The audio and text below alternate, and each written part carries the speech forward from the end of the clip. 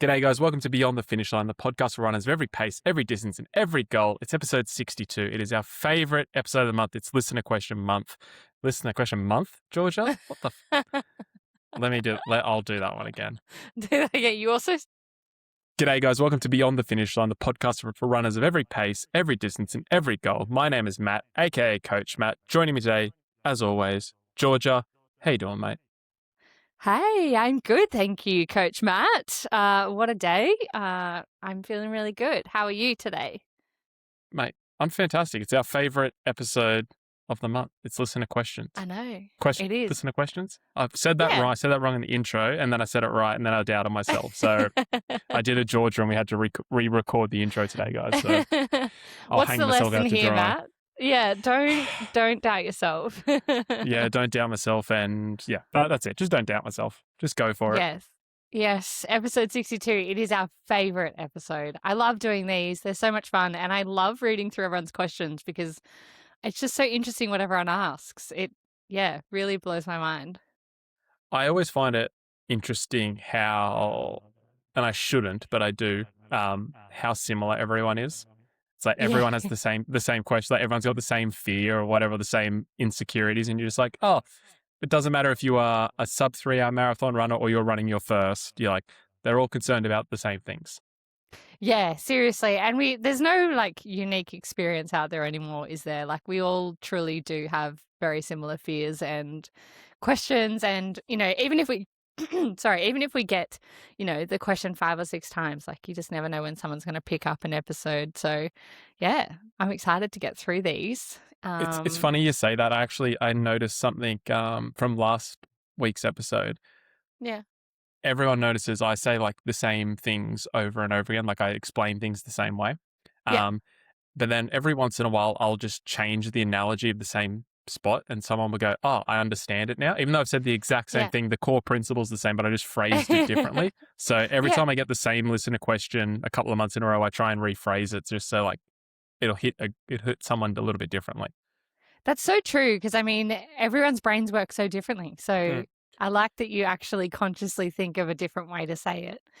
Yeah, That's like so you good. with the damn, like that resonates with you. And then I've used that with other athletes, and they're like, "What the hell are you talking about?" They're like, "There's what damn?" Like, I'm like, okay, we'll try something different. Yeah, what are you actually on about? Whereas honestly, that's always stuck with me. The dam and the brick wall always stuck with me. There are some other ones out there that you say that I'm like, does that really make sense? But obviously it does. Some people get it. I don't know. Yeah, exactly. That's all that matters. How's your week been? Give us your highs and lows. Highs and I actually had a decent run on the weekend, which was the first time in maybe a month that I've felt somewhat fit. I'm 6 weeks out from UTA, got like a month of training left. And up until that weekend, I was actually contemplating pulling out because I didn't feel fit. And like Rigid really, it broke my confidence. Like I really came out of that like a shell of a person. And yeah, this pretty much the last 10-ish days I've been contemplating pulling out, but I've talked myself into, if I get 2 weeks of good training in, I'll race. If I don't, then I'll have to reevaluate. Yeah, I guess it's a pretty intense race to not be 100% in it, right? It's a long way. 100 Ks long. Like if it was, and this isn't to discredit, but like if it was a marathon and like a trail marathon, I could probably just bullshit my way through it. If it was a road marathon, I wouldn't, but like trail marathon, I'd bullshit my way through it. But the 100K, like if you're not super fit, all of a sudden you're out there for 24, 28 hours and it's just a long time to be unfit. Yeah, it's a long time to just be out there not enjoying it too. And yeah. Especially if you know going into it, it's going to suck. It sucks so much worse versus like you just hitting the wall at 80 Ks. You're like, okay, like I got 20 Ks to go. I can deal with this. But like, yeah, if you go in feeling shit, it's a long day. It is a long day. What was your run on the weekend that felt really good? Just normal, like I actually ran like 60 Ks over the weekend. So I ran 4 times, so just had like a good 30K run, and then we did a really good like it's called Mount Fork Road, so it's like 5Ks and 800 meters of elevation straight up. So like nearly triple Sydney Marathon in the space of 5Ks. And You love mentioning that. I do, because everyone thinks Sydney Marathon's a hilly marathon, and I'm just keep like putting it in perspective. Yeah.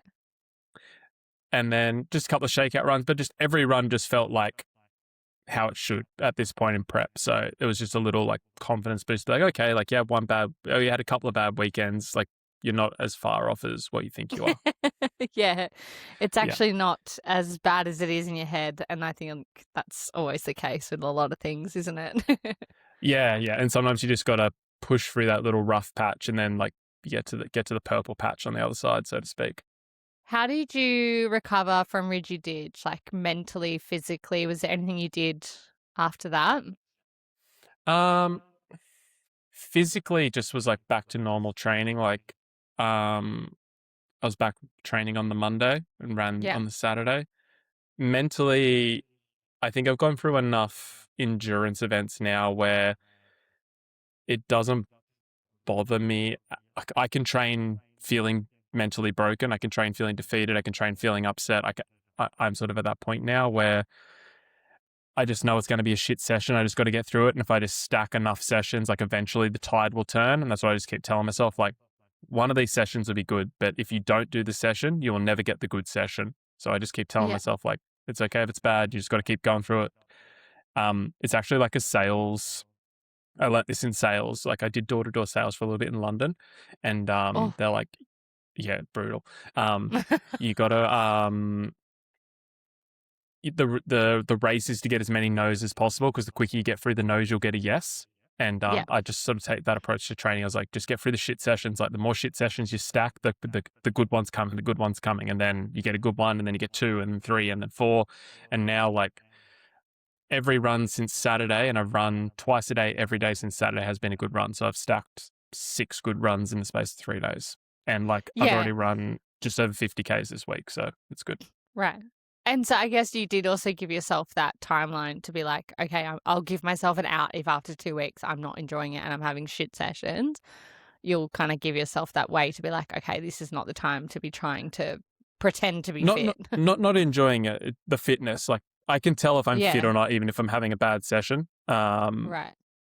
Yeah, but I don't think you need to, especially when we start talking about ultra endurance events, I don't think you need to enjoy all of it. I think there's got to be a little bit of misery in the prep.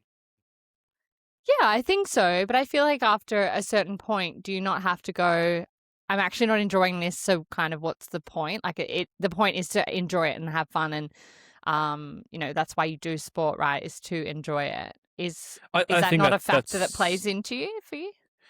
I think that's 2 different questions. If I am super fit and everything's going right, Yeah. and I'm not enjoying it, that's a very different to I'm not feeling fit and I'm just sooking because I'm not fit. Yeah. I've definitely been in preps where I've done all the training, I feel super fit, and I'm just like, I don't even want to do this race. This sucks. Yeah. And like I've not done those events, but I don't think you have to be having fun during prep. It's good to have fun during prep, but I don't think it is a prerequisite. Okay, interesting. Yeah, I guess I totally understand what you're saying. It's so interesting to see your perspective on that sort of thing, because I think I would really struggle to keep going if I was really not enjoying it. I think I get it. Like I'm It sure towards sucks, the yeah. end, I'm sure towards the end of my sub 4, like I wasn't really enjoying it as much as I wanted to, but I had such a big goal that I was so excited for that helped to make it, enjoyable. That's the other part of it. Yeah. For sure. Like I would say I'm new to ultra running, especially the 100K distance, and it does not rank as high as Ironman. So, Yeah. for me, like I can be really, really miserable in an Ironman to get through it. For UTA, I just had this one sort of redemption goal, and like I kind of looking at it as a means to an end until I finish my Ironman stuff. So, Okay. yeah, I can kind of suffer for a few more weeks because then I know I don't have to do one for a while. Fair enough. That's like I get that. I do. It's just such a big. It's a very multi-layered event. this prep. Yeah. Yeah. This prep has got a What about lot you, G? hanging on it. Yeah, highs and lows. How's mum life, or soon to be mum life? Highs and lows. I'll start with my highs. I had a wonderful weekend back home in Wagga. I always enjoy kind of going home, but I haven't been home since early December, I think. And so it was nice to be home and see all my family. It's the first time pretty much all of my family has seen me physically pregnant, which is really cool. Like That just must to be see. wild because like you're showing a lot and like just Yeah. comes straight and they're like, whoa. Yeah. It's funny. I turned up to my dad's place and I had like low-rise jeans and like a white top that showed like a lot of my belly. And I'd been in town. I'd had coffee. I'd got groceries. Like, I don't care. Everyone in Sydney just wears their belly out. Like, no one gives a shit. But in Wagga, it's probably a little bit more conservative. Yeah. And I got to Dad's and he's like, "What are you wearing?" And I was like, "What do you mean?" He's like, "Don't you need like a top that covers your belly?" And I was like, "No." And Nick's like, "No, this is what everyone does now." Like talking This to is my the fashion. dad. Yeah, like he's fully like backing me. God love him. And my dad was just like, "Oh, so you like went in town with your stomach out like that?" And like he meant well, like he wasn't trying to shame Your me dad or and my anything. dad would get on like a house on fire. Yeah. He was just genuinely really confused. He was just like, "Oh, okay, is that what people are doing now? Like that's kind of cool." And like bless him. But he's so funny. Like I was like, "Come on, Dad, touch my belly." And he's like, "Oh no." So but then like seeing my mum and she's like, "Oh my God, look at your belly." And she's like hugging me and kissing my belly and all that kind of stuff. So I love all that stuff. I had a little baby shower with just my family, which is really nice just because saves them all having to come up to Sydney for a baby shower. It's such a long way for them. So, it was a really, really nice weekend. It's nice to kind of just spend some time with family, but I'm exhausted now. So that's fine. And then, no real low. I'm really enjoying, movement and stuff like that. I guess last week I struggled a little bit with just my body image because I was just getting a lot of comments from people about how big I was. And just strangers being like, "Wow, you're huge," or like, "Wow, you must be ready to pop." And I'm like, "Oh, thanks. I've got 3 months to go." So that was hard because in 24 hours I had 3 separate people kind of say to me like, "Wow, you look huge." And like a random girl just being like, "Gosh, you're quite big, aren't you?" And I was just like, "Fuck me, man. Like, just let me live." Like, I don't care if my friends and family say it because I know they say it with love, but it's when it's a stranger that I'm like, "How do you know? Like, why is your normal and not my normal?" So anyway, but that's fine. I got over it. I went to my favorite cafe, got my favorite raspberry toast and got a coffee and was like, "All right, move on now." Simple girl, simple needs. Hey? Yeah, literally. Yeah, you can't take It's the country little out of the things. city, girl. Yeah. That's it. So yeah, that's it for me. Nothing too exciting happening. I've just got a lot on my plate with work and TPP and baby stuff. So yeah, getting Speaking through of it all. TPP, any endurance coaching that you need for 2026, park run through to ultramarathon, sprint triathlon, through to the Ironman. Guys, hit us up. You come work with me, come work with Georgia. She runs a community. Links in the description. How's that for a segue? Marketing Never genius. ceased to amaze me how you managed to just slip that in there. You got to take your opportunities. Georgia gets very mad at me, guys, and I gotta slide it in. I'm like, we just can't hit them with too much, They know was what we one. do. That's like we get 2 an episode, and I'm like, that's it. Sorry, guys, you're just gonna have to deal with it. That's it. But no, what were you gonna say? For it, mate. I was gonna say like we don't set it up for as an ad. You know how they go just for 2 seconds, gotta talk about this sponsor. I'm just like straight in, no pauses, and then back into conversation. Absolutely no prep. We just like jump in there with something. No, there's definitely no like this episode is brought to you by. But it is brought to you by the Performance Project. It does fund it, yes. Link in description. All right. Well, we are 15 minutes in. Let's stop Matt from talking and actually get his coach's hat on for a second. We have a bunch of listener questions here for you guys. Hopefully you'll get something out of this. I'm sure you will. There's lots of really good ones in there. As always, I haven't run any of these by Matt. I've just taken all your questions, put them in a big doc, and I'm going to give them to Matt and he has to think of the answer on the spot. So I like it like that. I think if you gave them to me before, I would talk too much. Yeah, I would and have I all feel these like dot points and I would sub segments and yeah, it would be a nightmare. this is also the best way I think that it's almost like you're answering someone's question that they're asking you in person because you don't get a chance to think about it really when someone's talking to you on a call or something. Well, all right. First question here is from Stacey. I've listened for quite a while and I know your opinions on the Runner app. However, I would love your take on Kipchoge's new running app. From what I can see, it emulates an AI running application. If you think it's the same or if you have a different opinion on this version, given his name and what your concerns are for the running community with this new app. Haven't had a look at it at all. I'm pretty sure, given Kipchoge's sponsorship, because he's sponsored by Nike, um, they would be using some beefed up version of the Nike Runner app with some affiliation of his running crew and some of their like key workouts. So without seeing it, I can't imagine there is a huge difference in terms of like formatting and the way it's structured. I think the Yep. main complaint I get with Runner is like it's super aggressive on paces and intensity, Yep. whereas knowing how elites train, I have a feeling this will be more volume based and more time on feet versus intensity. Again, I could be completely wrong. This is just like going off what you're literally seeing me think through this in real time. Um, yeah, I probably can't comment anymore without looking at it, but I'd imagine it would be a bit more conservative and a bit more volume based and probably directed more towards the intermediate and above runner versus the absolute beginner. Don't know how they're marketing it, but that's what my gut would say.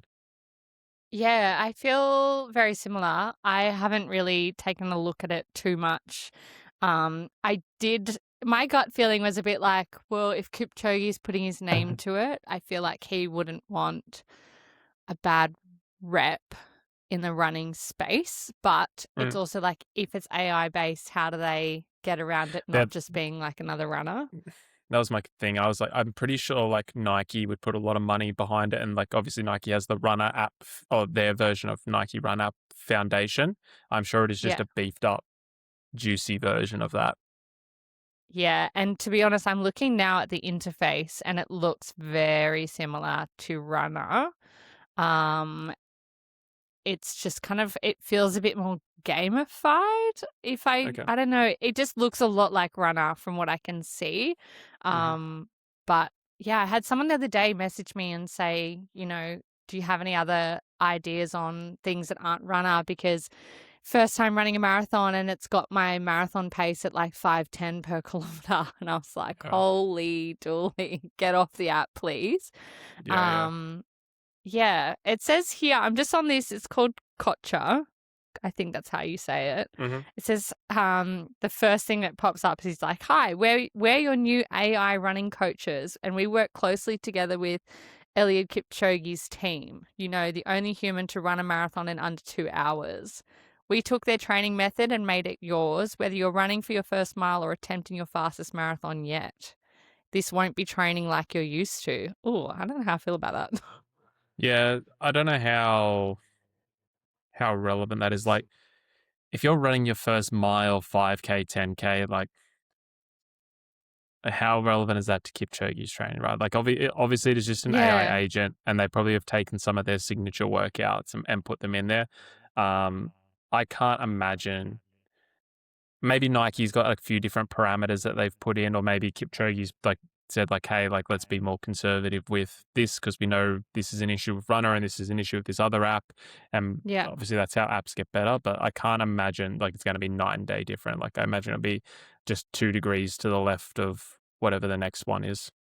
Yeah, it feels a lot like Runner, guys. And I think being such a new app, I'd be also worried that there's no real world experience that you can Mm. rely on. At least with Runner, you can make your own decision based off people's reviews and, videos and stuff online, whereas this is quite new. And yeah, yeah, I don't know. I just feel funny about it. Just the interface and stuff looks exactly like runner. I feel like they're just seen runner, seen that it's done really well, and just gone, let's just do the same thing and put Elliot's name to it. So be interesting to see what happens.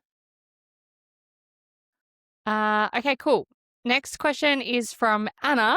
It says, Matt, you always talk about never miss a Monday as a recovery run, but is running, even super easy, actually better for recovery than taking a full day's rest?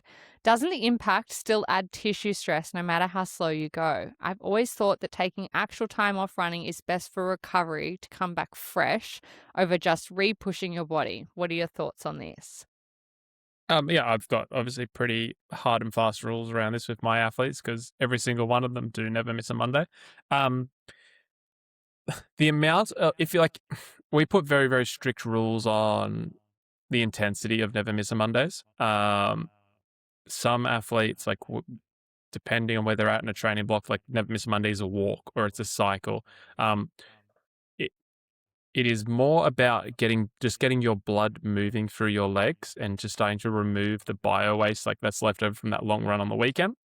Yeah. So you're able to then, most of our athletes then get the Tuesday off.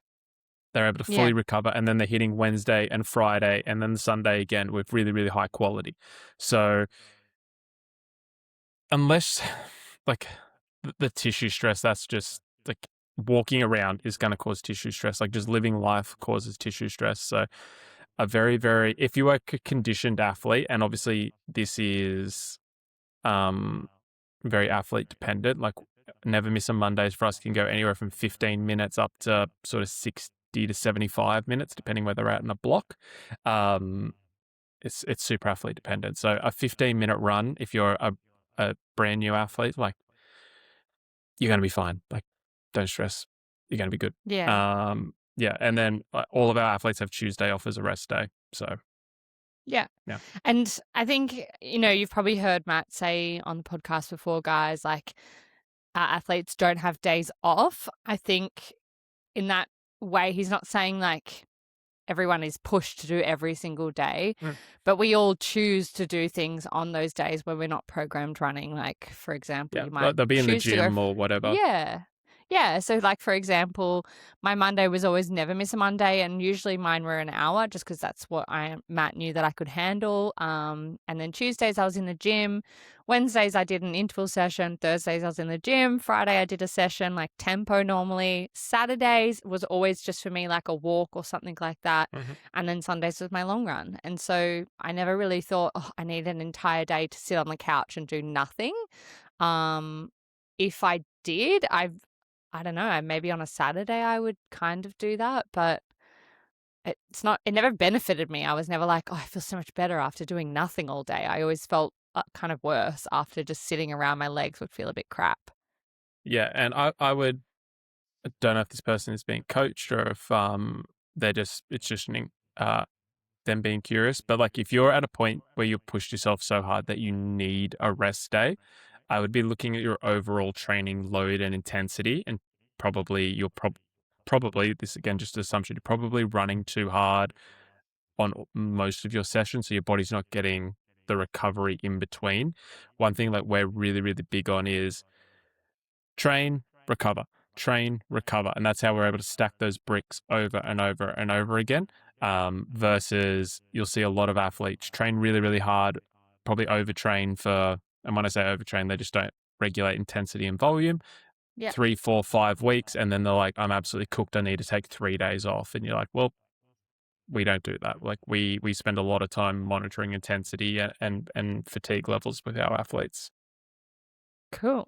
Well, hopefully that's helped, Anna, because I know sometimes it can be a bit confusing with the wording and stuff around, different sessions and like what you should and shouldn't be doing. I know it can be really tricky, especially with lots of info out there, but hopefully that's helped. Next question comes from Emily. Tips on fitting trail running into marathon prep. I'm doing UTA 22 and then Sydney Marathon later in the year. Yeah. Big fan of this. This is all mad. This step into my web. Cool. So I would argue that trail running is actually like a phenomenal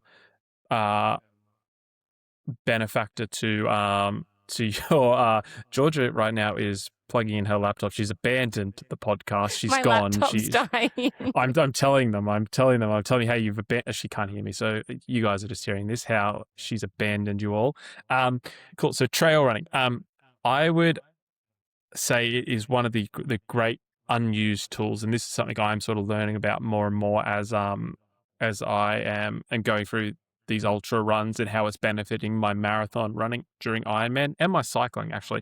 But how I would do it is I would really try and incorporate your trail run as a recovery run. So I would move your long run, your marathon specific long run, to the Saturday or even the Friday, depending on schedule. And then I would be backing up for recovery run on the trails, or alternating big marathon week on the road and then trail run the following week where it's more focused on distance, because it doesn't take as much out of your legs running on the trail, hills up and down, walking the uphills. So I would for the first scenario, I would do my marathon specific session, 20, 25, 30, 35 Ks, whatever it might be.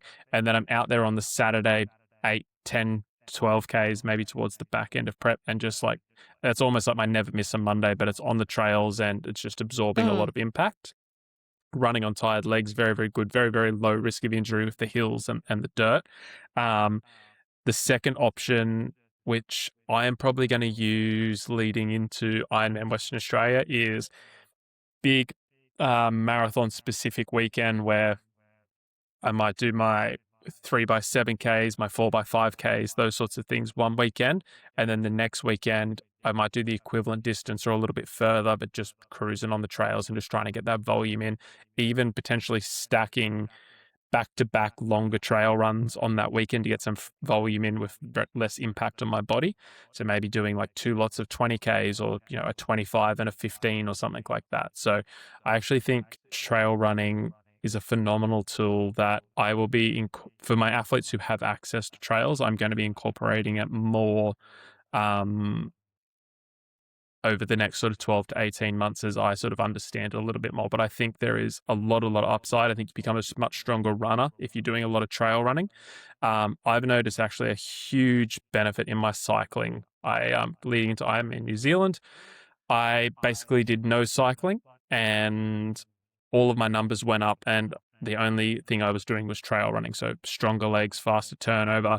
I actually ran a PR half marathon of very, very little like road running prep. So I do think there's something just to be said for leg strength and turnover that the trails give you that you can't really find on the road. It's so interesting because I wouldn't have known what to say there, but I feel like this is a really great example of how you can kind of plan out your year with races. I feel like Emily's really given herself a good chance to do both races really well and then Absolutely. May into continue her August, trail. perfect.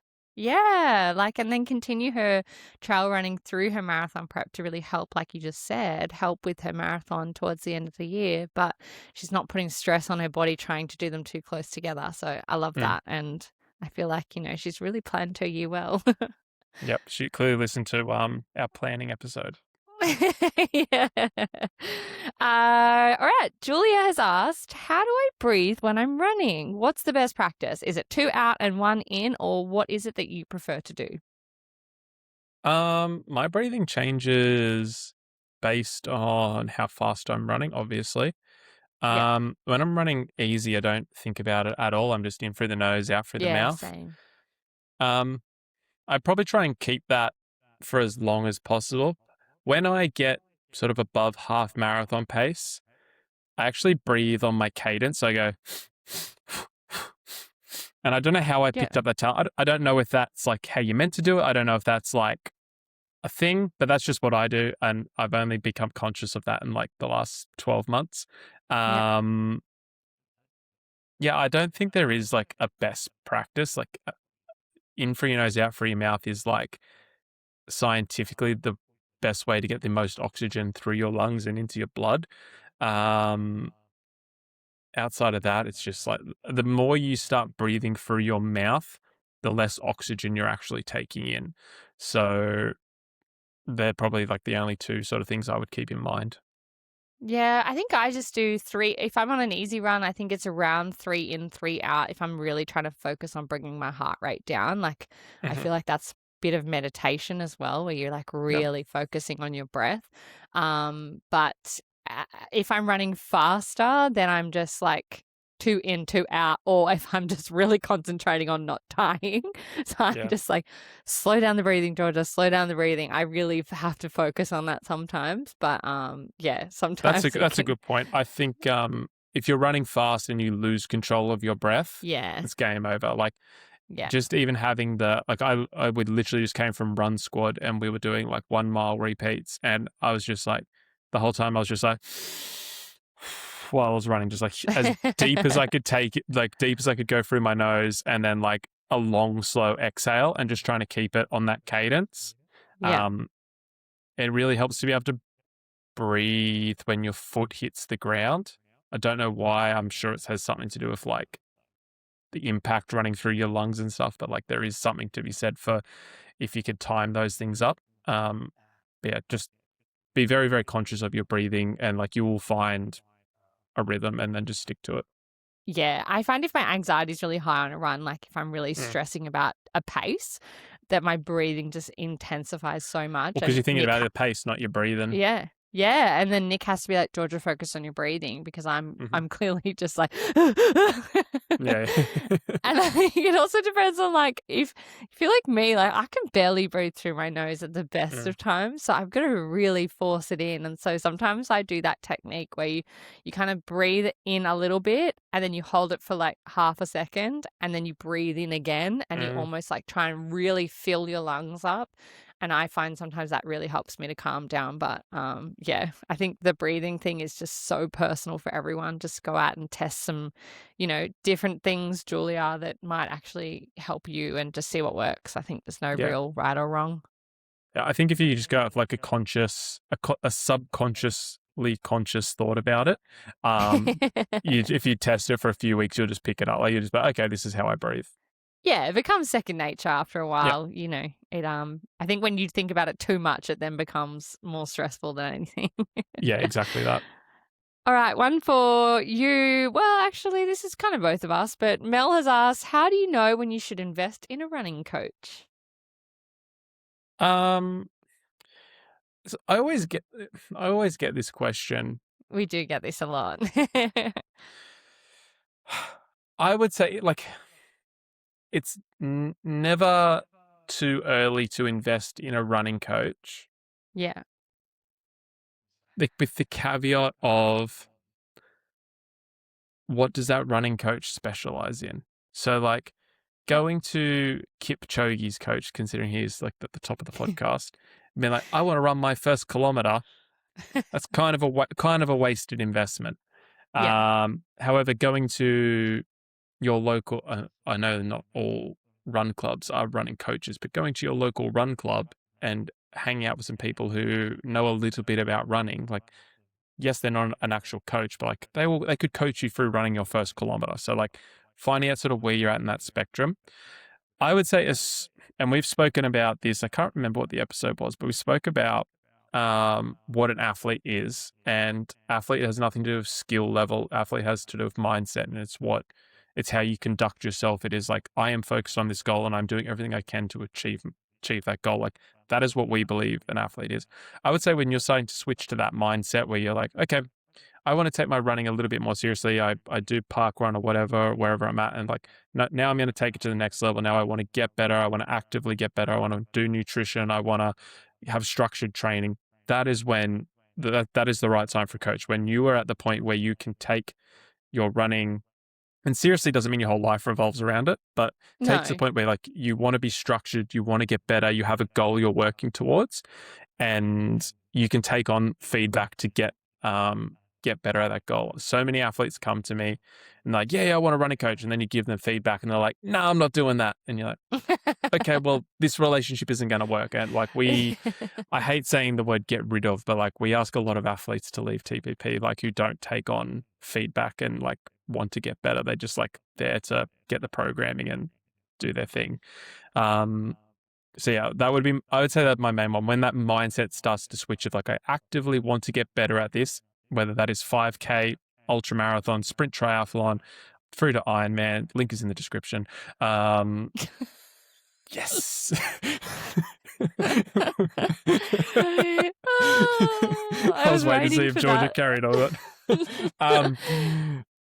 If when you start to like actively decide that I want to get better at Yeah. this and I want the support to get better, that is the right time.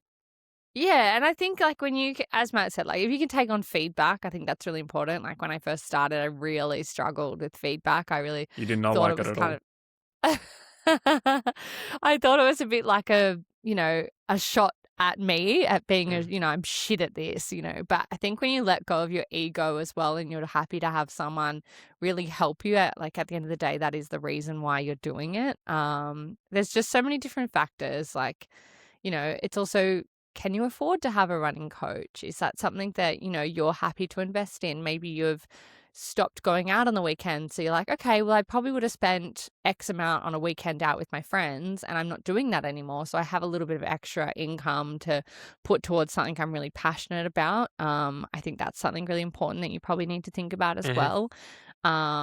Yeah, and I think as Matt said, it's all about whether you have that mindset of wanting to improve. And I think finding the right coach is a little bit like dating. You do have to make sure that you guys Absolutely. get along, compatible, that you like their coaching style, because every coach has a different style. For example, like Matt is more straight to the point, and I really enjoyed that with my sub 4 training, that I really needed someone to be like that, or I wasn't going to get through my training. I probably would have slacked off quite a lot. I enjoyed having someone who could really tell me, no, come on, you can do it. You're being silly. Like, just pull your head in, get out there, get the session done. You've got this. Whereas now I'm in the season of my life where I've got Anthony who's coaching me, our other coach. And, it's a little bit more like, yeah, like, that's awesome. What do you feel like doing this week? Like, it's a little bit more lax. Like, that's the kind of coaching style I need at the moment. And then if, maybe postpartum, I come back and I've got an aggressive goal, I would jump straight back to Matt and be like, all right, let's go. Like, get back Mm. into that aggressive mindset. So not that Matt's aggressive, but like my aggressive mindset. Yeah. No, Yeah, I think that's a thing. it's a great point. And like, I even say that now when we do athlete consults, I'm like, no bullshit. Like, because everyone thinks they want the no bullshit approach until they get the no bullshit approach. And then like, Yeah. oh, this was a mistake. So we've had quite a few, and I don't want this to put people off, but we've had quite a few athletes come through in the last 3 or 4 months and be like, yeah, I want to work with you, Matt. Like, I love the no bullshit approach. And they get 2 or 3 weeks in and I'm like, the fuck's this missed session? Like, what are we doing? And they're Yeah. like, oh, this is a bit hard. And I was like, okay, like, we have Anthony, like, we love Anthony, but like, he is definitely, he's the lovey-dovey guy, and I'm the bad person. So a good cop, bad cop. If you want to see what he's like, jump across to the Performance Project Instagram and you can actually watch a couple of the clips from his doco that's coming out soon from his Ironman. And so you can really get a feel of what he's like as a person. His personality comes a lot like across great on camera. Like, you really get a vibe for Yeah. like, he's happy-go-lucky, like very like water off a duck's back, where I am very like, you can feel my tenseness when I talk on camera.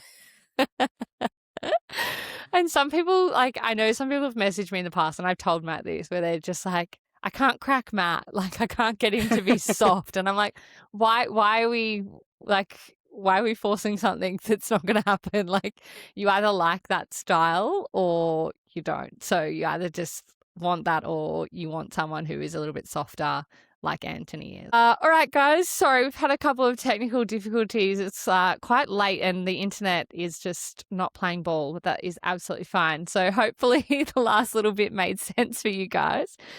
Next question here has come from Stacey Lee. It says, top tips for improving your 5K. I know you guys are endurance, but I'd love to hear Matt's take on it, as it's something that I'm thinking of working on, but I'm not sure.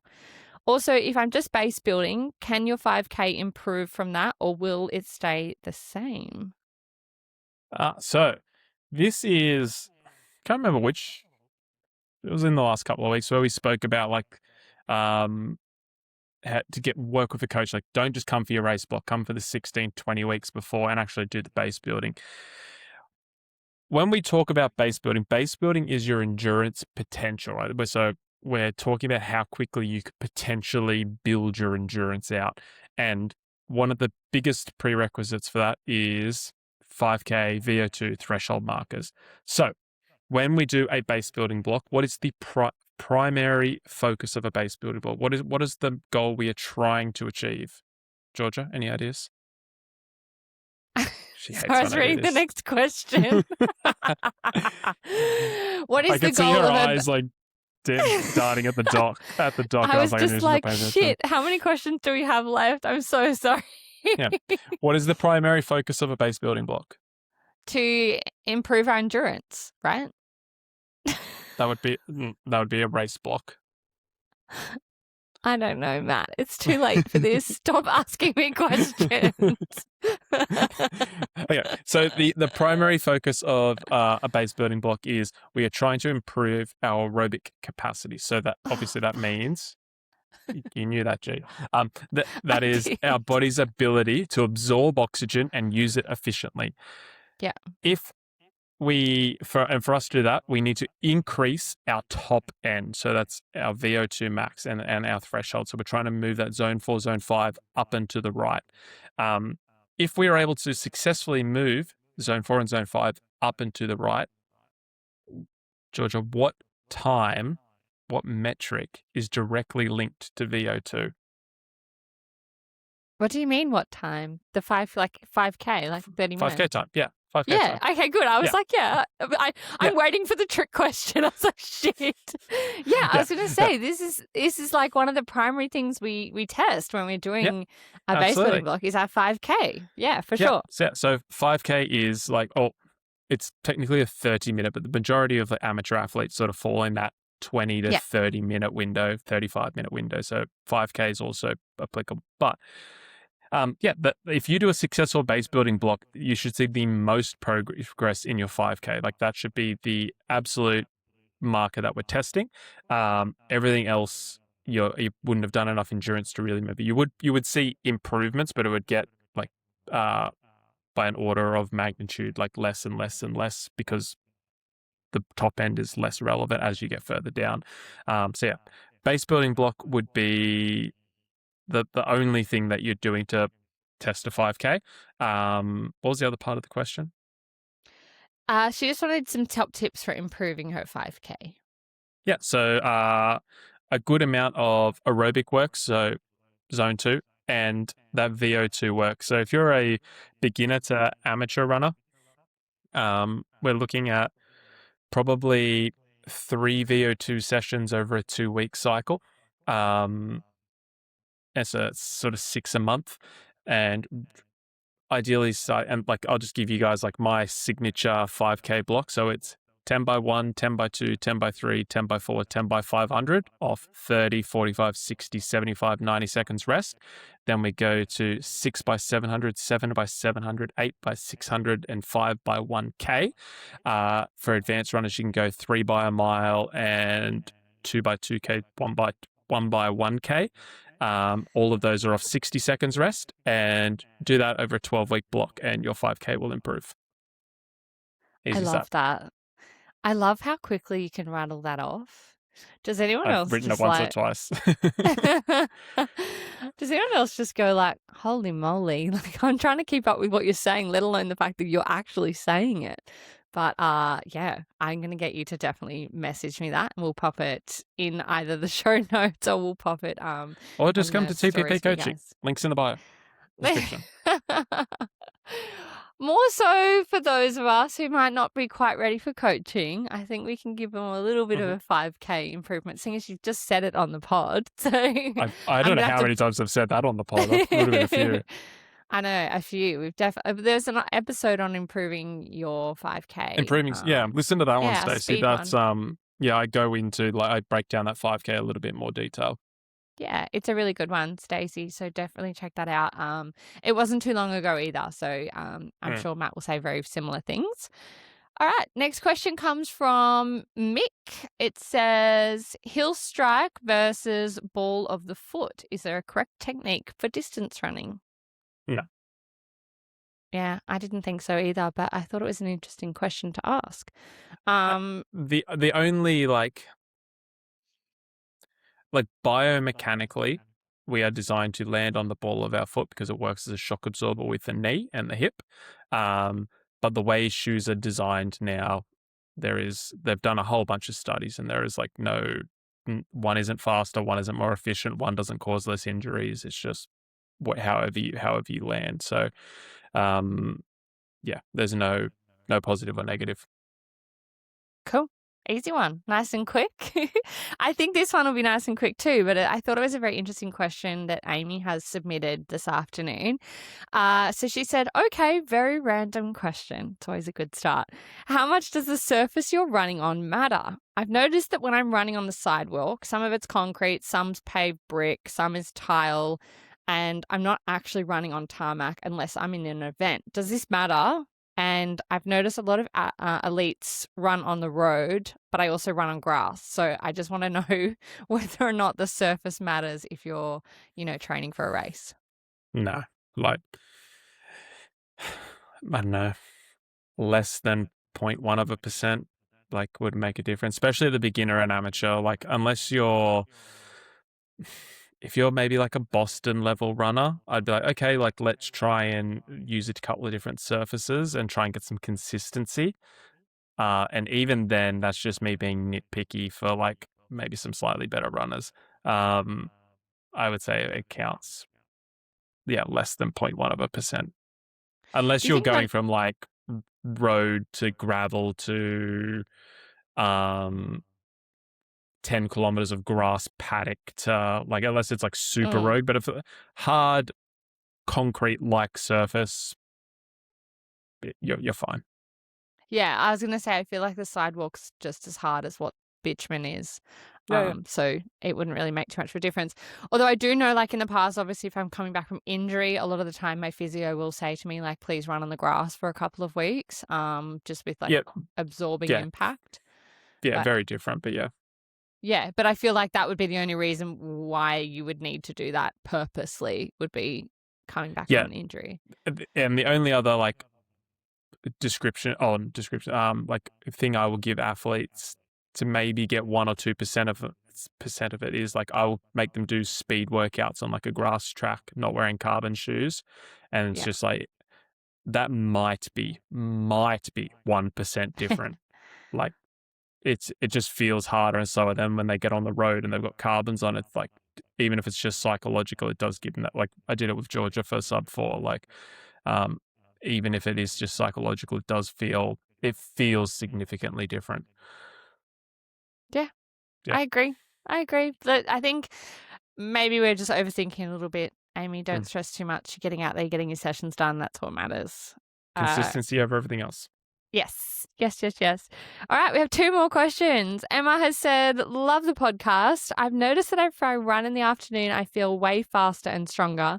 But if I run in the morning, my pace is awful and my heart rate is high. Does that mean I Uh-huh. should only train at certain times of the day, or is it better to suck it up and adapt to both? No, all this is central nervous system priming. So when we first wake up, central nervous system hasn't fired. It takes a little bit to get going. This is why if you look at Olympic weightlifting, it is held generally in the Olympics between sort of midday and 4 p.m. If you look at every world record that has been set pretty much across every weightlifting sport and even some of the track and field and swim sports in the Olympics, the later in the day it is, the higher until about 7 or 8 when the central nervous system starts to come down.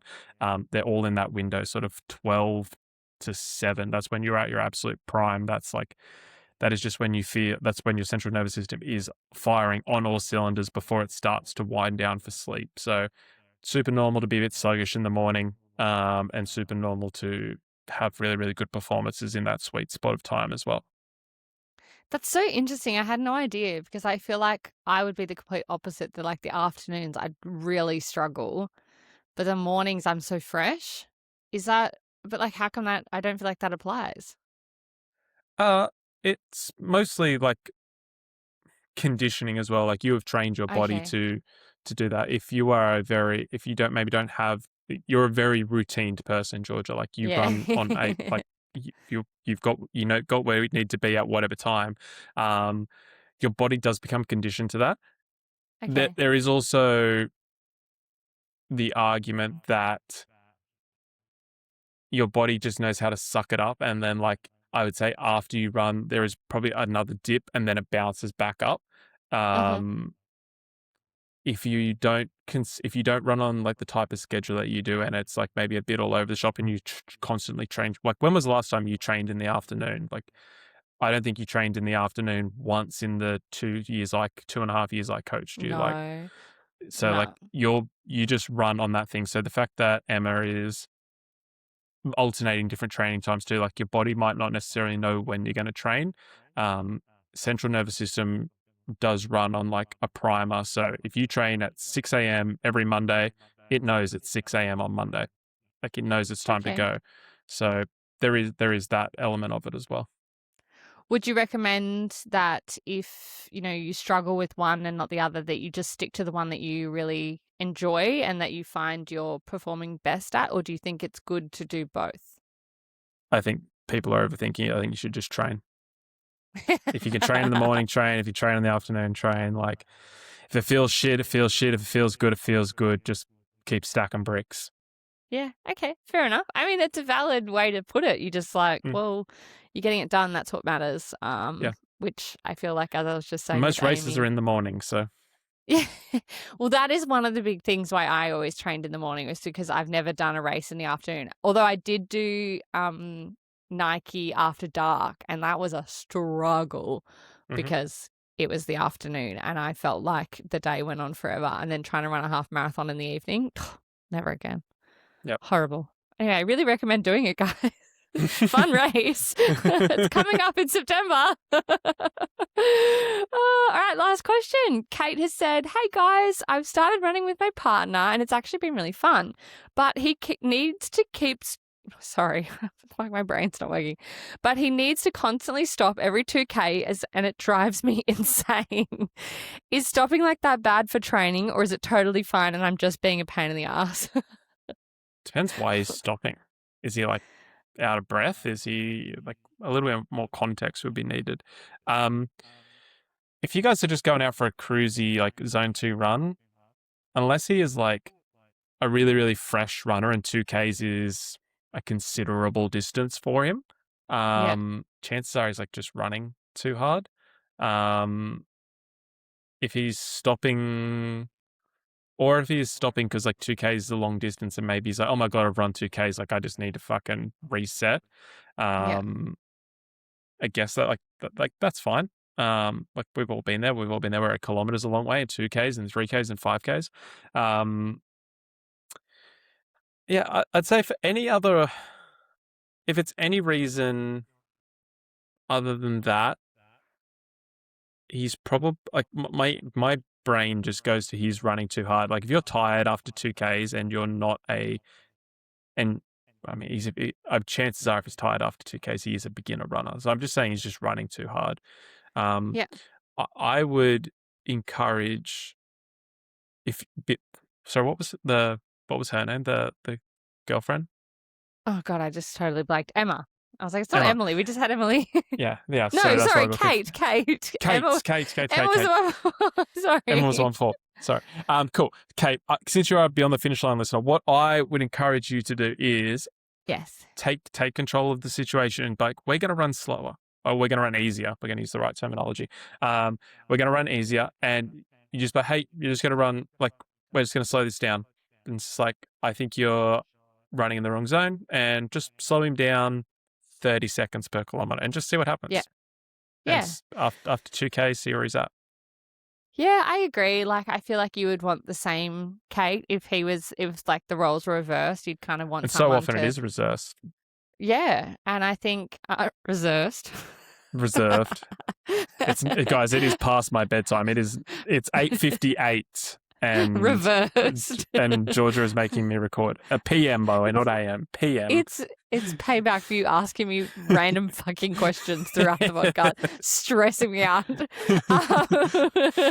No, I feel like, yeah, look, if the roles were reversed, you would want someone to slow down for you. I think if you had a really big goal and you had to be out there like doing sessions and nailing sessions, you're probably not going to get any benefit from training with your partner who is at a completely different level to you. Like Nick and I definitely, yeah, we had to at some point be like, okay, you're trying to run like a sub 3:30 and I'm trying to run a sub 4. Like that's two different goals. We need to do our sessions apart. But if you guys are going out for a cruisy run together, the whole point is to run together. So I think you're not being a pain in the ass, but I think you just need to go, okay, well, the point of this is to run together and enjoy it. So as Matt said, slow it down. See what it is that he's actually needing when he wants to stop. Like, is it I need water? Is it this? Or is it just excuses? Like maybe he does need just a little bit of motivation to keep going a little bit further as well. So yeah, but that's it. That's all our questions for today. Anything you want to add, Matt? No, I'm Nah. I'm pretty good. Pretty good. Matt's ready for bed, guys. So am I. This has been episode 62 of Beyond the Finish Line. Thank you so much for listening. Make sure you head over to Instagram follow us at Beyond the Finish Line _pod. Head over to wherever you listen to your podcast and make sure you like, subscribe, download, leave us a review. That would be super, super helpful.